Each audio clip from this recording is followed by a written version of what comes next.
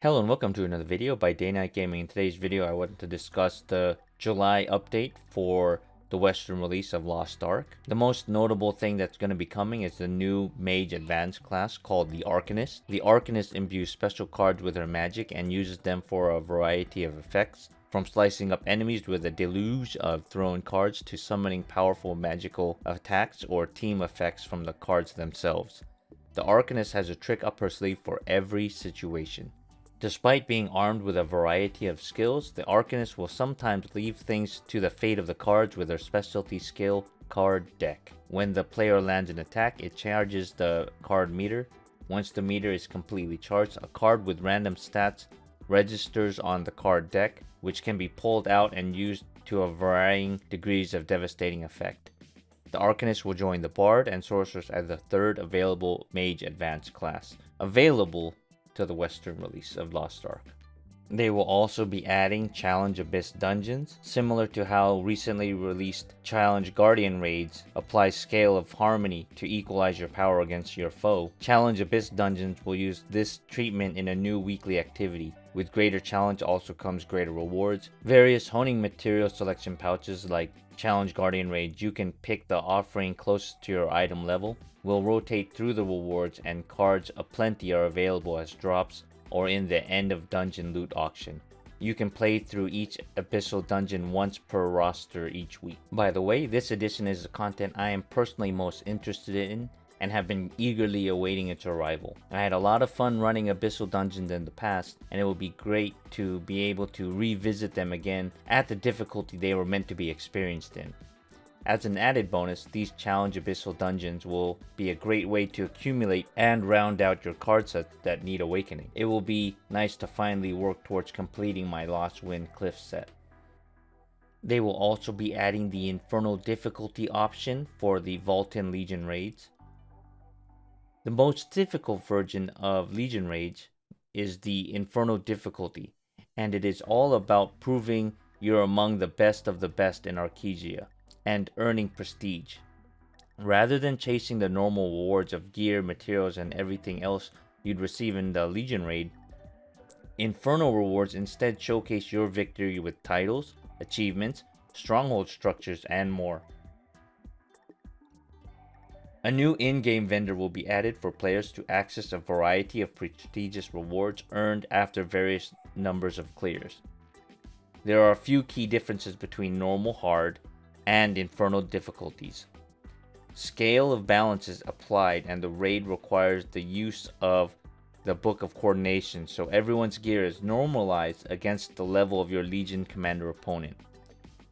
The gate progression system will not be active. You can't make it halfway and come back later in the week. Also, Inferno mode will not count against your weekly attempt limit for Legion raids, so you can play Vulcan on normal or hard, and as well as those, you can play Inferno in the same week and try Inferno as many times as you like. Vulcan Inferno difficulty will require an item level of 1445 for players to participate.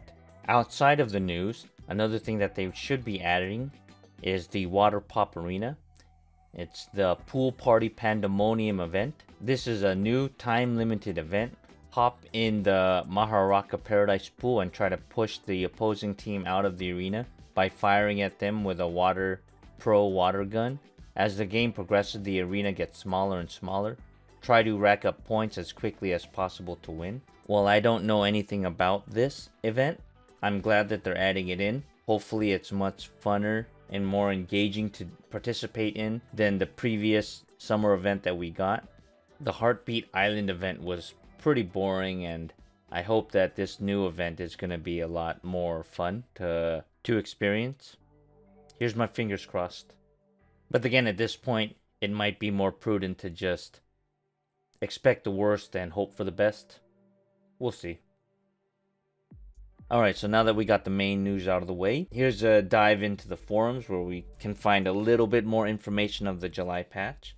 First off, there was a message posted by RaffleLol49, and this is addressed to Rox. I'm confused, Rox said the Punica Power Pass would be used for both Arcana and the next class, which made us upset that they were delaying class release and then not also giving us a power pass per class release. And yet, in the roadmap it says, no other advanced classes will release while these events are active, and then list the Punica Power Pass and Express event in bullet points. So which is it? Can we save the Punica Power Pass for September class or not? At Rocks. Shortly after, Rocks, our community manager, replied, "The statement in the article is correct. No other advanced classes will release while these events are active.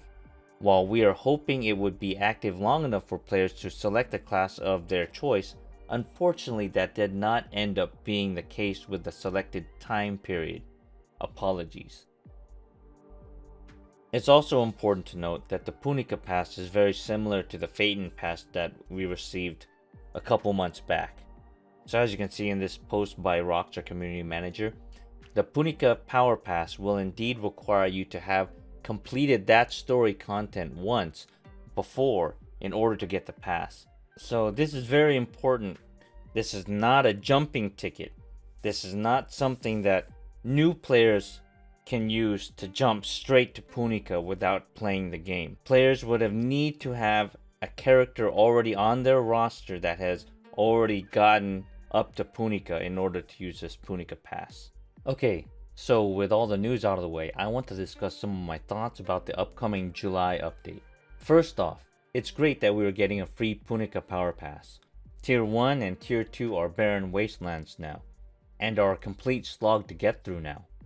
Being able to Power Pass and alt to Tier 3 is great. Also, I'm very excited about Challenge Abyss dungeons arriving, but that's personal preference. Along with that, a new summer event to replace the Heartbeat Island? Hey, hopefully that turns out fun. I had a lot of fun with the Naruni Grand Prix and the Challenge Guardian event, so hopefully this new event is on par with those. With all that said, I still think a lot of work needs to be done to help improve the game. And if you've been following my channel for the past month or so, you probably have noticed, I think the Western release of Lost Ark needs to work on helping the new player experience.